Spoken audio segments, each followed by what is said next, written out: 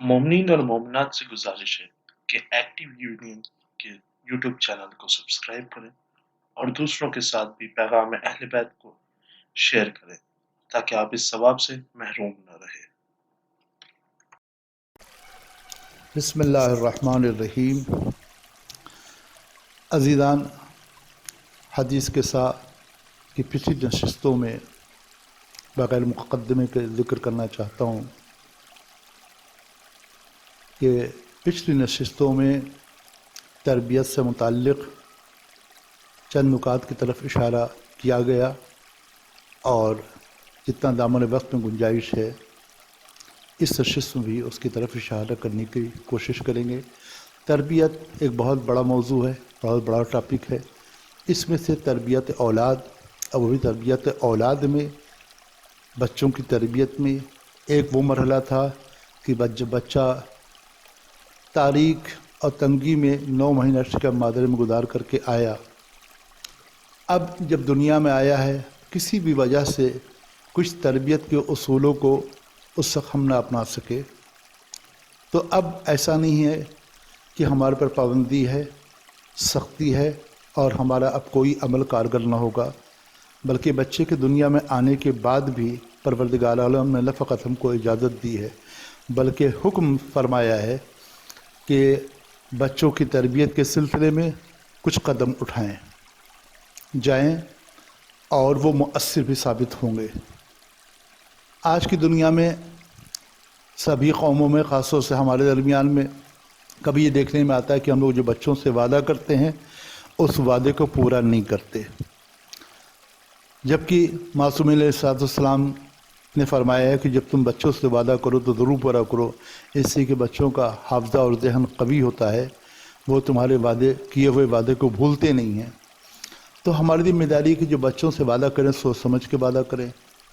किस चीज़ के लिए वादा कर रहे हैं उसी में उनकी अखलाक़ी तरबियत हो सकती है। किसी अच्छी चीज़ के लिए, पसंदीदा चीज़ के लिए जो उनकी ज़ात के लिए और उनके समाज के लिए मुफीद हो, ऐसे कुछ वादे किए जाएं या कोई छोटे मोटे वादे किए जाएं। जो भी वादे करें उसे पूरा ज़रूर करने की कोशिश करें, अलबत्ता माकूल वादा ज़रूर करें, गैर माकूल वादों से परहेज़ करें।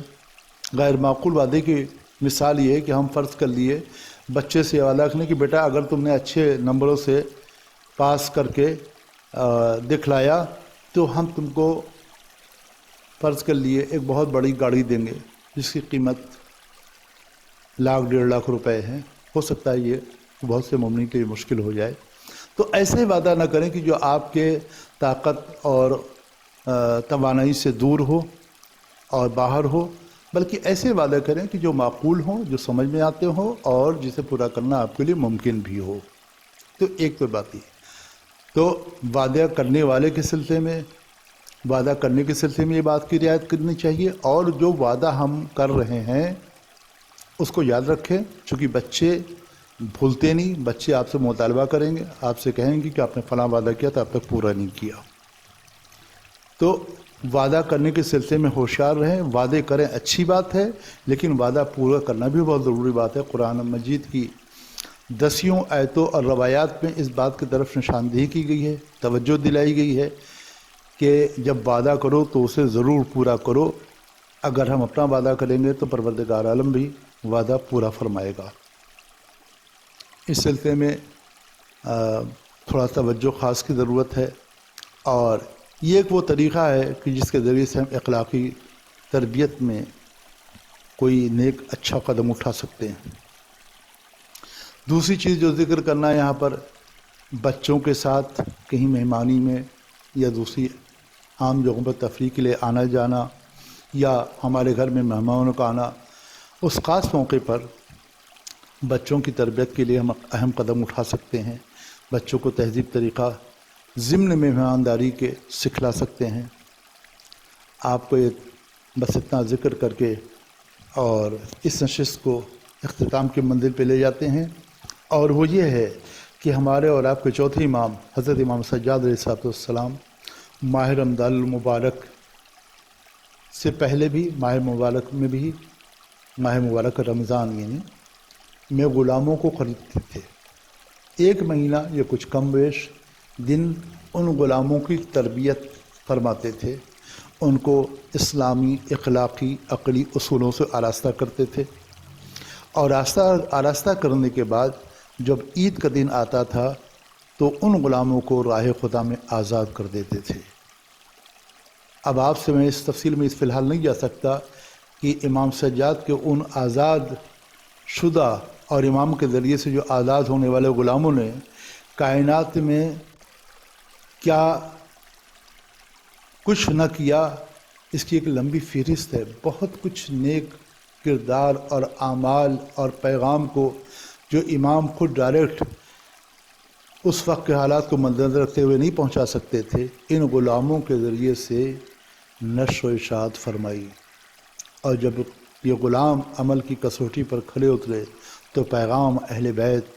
دنیا میں عام ہوا اور عام ہونے کا سبب بنا۔ اور آج اگر دنیا میں بہت سی جگہوں پر یا کچھ جگہوں پر اگر کچھ اخلاقی اور اہم اصول، حد یہ ہے کہ اہل بیت سے دشمنی رکھنے والوں کے درمیان بھی اگر موجود ہیں تو کہیں نہ کہیں ان غلاموں کا بہت ہی مؤثر کردار ہے۔ ہم تربیت کے سلسلے میں بہت کچھ آپ سے ذکر کرنا چاہتے تھے اور چاہتے ہیں، اور آئندہ میں انشاءاللہ اس کا ذکر کریں گے بھی،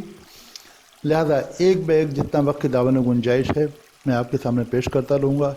پچھلے جلسات میں کبھی سلام کی طرف توجہ دلائی تھی تو کبھی اس طرف، اور اگلے جلسات میں بھی تھوڑا سا اسی تربیتی